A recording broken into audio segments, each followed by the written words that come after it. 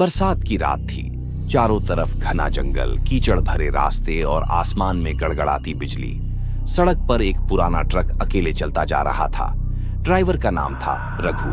उस रात उसे किसी तरह माल पहुंचाकर लौटना था, लेकिन जैसे जैसे जंगल गहराता गया, माहौल डरावना होता गया। रात के करीब 12 बजे अचानक उसने देखा, सामने सड़क पर एक औरत खड़ी है, पूरी भीगी हुई, सफेद साड़ी में।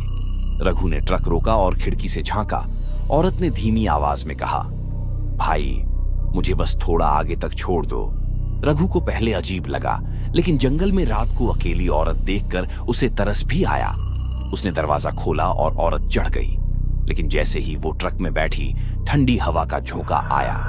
ट्रक के शीशे धुंधले हो गए। औरत चुपचाप बैठी थी, सिर झुकाए। रघु ने हिम्मत करके पूछा, कहां जाना है?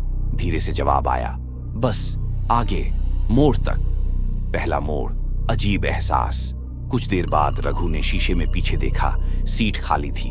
उसका दिल तेज धड़कने लगा। उसने ब्रेक लगाया, लेकिन ट्रक बीच सड़क में झटके से रुक गया। पसीने से भीगते हुए उसने खिड़की से बाहर झांका।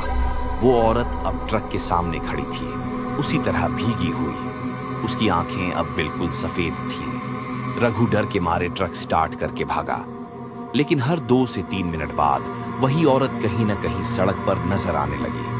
कभी आगे, कभी पीछे, कभी ट्रक के बिल्कुल बराबर में। दूसरा मोड़, पुराना ढाबा। लगातार डर के बीच रघु को सड़क किनारे एक पुराना ढाबा दिखा। उसने ट्रक रोका और भीतर घुस गया। ढाबे में एक बूढ़ा आदमी बैठा था। बूढ़े ने उसे देखा और पूछा, कहां से आ रहे हो बेटा? रघु कांपती आवाज में बोला, जंगल के रास्ते से। ट्रक में एक औरत बैठी थी, फिर अचानक गायब हो गई। बूढ़े का चेहरा उतर गया। उसने धीरे से कहा, तू बच के निकल आया। वो औरत जिंदा नहीं है। 20 साल पहले यहीं इसी सड़क पर ट्रक के नीचे आकर मरी थी। हर बरसात की रात वो सवारी मांगती है, और जो उसके साथ चला जाए वो लौट कर नहीं आता।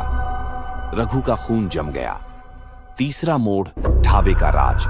रघु ने देखा कि ढाबे की दीवार पर कई तस्वीरें लगी थीं, जिनमें गायब लोगों के चेहरे थे।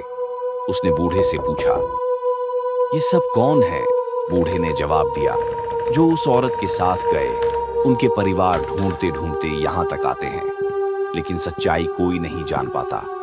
रघु ने तस्वीरों पर नजर डाली और अचानक एक तस्वीर में अपनी ही शक्ल देखी। उसका सिर घूम गया। बूढ़ा पास आकर बोला, तू तो पहले ही मर चुका है, याद नहीं? तूने उसे ट्रक से कुचला था। चौथा मोड़, भ्रम या हकीकत।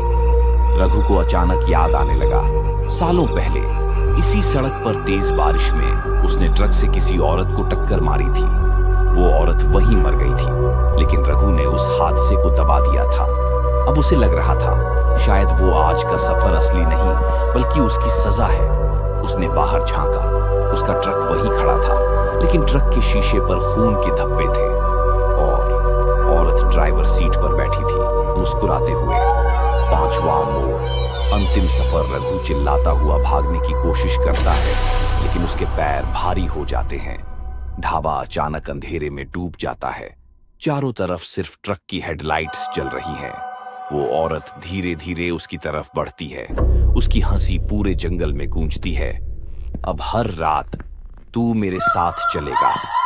रघु भाग नहीं पाता, और अगले ही पल वो औरत उसका हाथ पकड़ लेती है।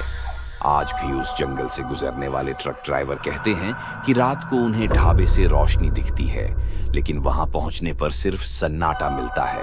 और कई बार ट्रक के शीशे में पीछे की सीट पर एक भीगी हुई औरत दिखाई देती है।